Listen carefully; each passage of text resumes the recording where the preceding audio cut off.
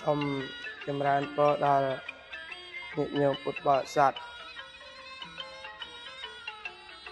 ទាំងអស់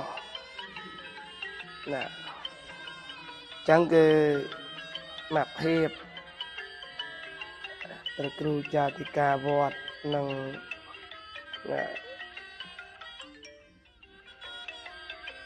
សាមណសិស្ស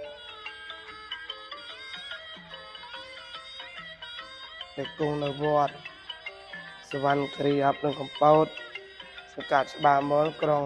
ស្បាមលខេត្តកំពង់ស្ពឺដែលបាននោះមតិក្នុងឯកច្ឆន្ទនៃការធ្វើបុណ្យការប្រាក់មហាសាមគ្គីដើម្បីនឹងប្រមូលនៅបច្ច័យតិចតួច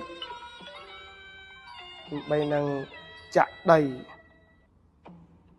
ហើយចាក់ដីនៅក្នុងសាលាពុទ្ធិកបឋមសិក្សាហ្នឹងគឺបណ្ដោយ120ម៉ែត្រទៅតឹង10ម៉ែត្រ10ម៉ែត្រចឹងមានការខ្វះខាតនៃការចាក់ដីហើយក្នុងដីហ្នឹងគឺខ្ទង់610ឡានជាងខ្ទង់610ឡានជាងណាហើយក៏សូមថ្លែងនៅអំណរគុណពួកញោមដែរពិធីបុណ្យកឋិនទានហ្នឹងក៏បានរួចរាល់ពីស្រេចនៅក្នុងអង្គកឋិនទានណាតែនៅនេះក៏មានការខ្វះខាតនៃការចាក់ដីញាតិញោមបាក់ការចាក់ដីអញ្ចឹងគឺមកភាពក្នុងការធ្វើបុណ្យការប្រាក់មហាសាមគ្គីនៅវត្តសវណ្ណគិរីអប់និងកំពតដែលប្រព្រឹត្តទៅនៅថ្ងៃអាទិត្យ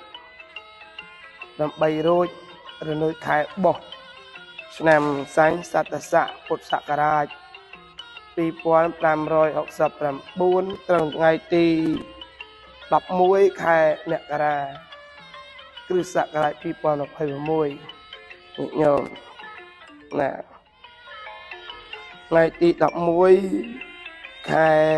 មករាចឹងញាតិញោមពុទ្ធបរិស័ទហើយទាំងអស់នឹងអនុមោទនាអំឡងនៅក្នុងកម្មវិធីបុណ្យការប្រាក់មហាសាមគ្គីដើម្បីនឹងចាក់ដីហើយកម្មវិធីបុណ្យនេះគឺអាត្មាសូមត្រង់មកញោមមកគ្រួសារណា50000មកសួរមកគ្រួសារ1ឡានអញ្ចឹងទៅតាមសទ្ធាជ្រះថ្លាពីញាតិញោមណាហ្នឹងហើយគឺ1000ក្តី2000ក្តី3000ក្តី10000ក្តី20000ក្តីឬក៏1ឡានក្តី2ឡានក្តីនឹងសទ្ធាជ្រះថ្លាពីញាតិញោមពីពុទ្ធបរិស័ទណាហើយឡានហ្នឹងគឺនៅក្នុងមួយឡានគឺ50000រៀលក្នុងមួយឡាន50000រៀលហើយនឹងអស់ខ្ទង់600ឡានជាងណាអស់ខ្ទង់600ឡានជាងចឹងដោយបានចម្រើនពរដល់ញាតិញោមពុទ្ធបរិស័ទចឹងគឺធ្វើអំឡុងថ្ងៃទី11នៅខែមករាគ្រិស្តសករាជ2026ខាងមុខនេះហើយសូមបញ្ជាក់កម្មវិធីបុណ្យមានតែមួយព្រឹកទេធ្វើតែមួយព្រឹកទេបាទញាតិញោមមានតែមួយព្រឹកទេម៉ោង7ប្រគិញគូចំពោះព្រះសង្ឃម៉ោង8នៃការសម្ដែងនៅបឋមទានទេសនាទោះដល់ម៉ោង9ម៉ោង10និមន្តព្រះសង្ឃបិណ្ឌបាតចំនួន60អង្គជាងហើយនឹងវាផ្កាប្រាក់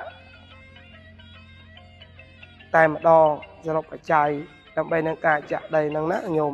អនុមោទនាសូមអនុមោទនា